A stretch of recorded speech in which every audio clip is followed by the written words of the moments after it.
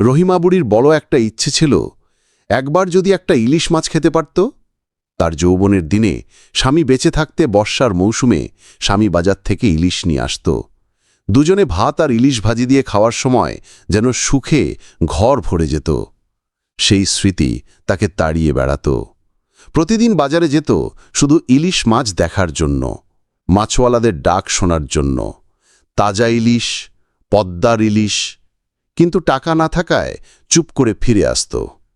একদিন বাজারে দাঁড়িয়ে মাছ দেখছিল রহিমা।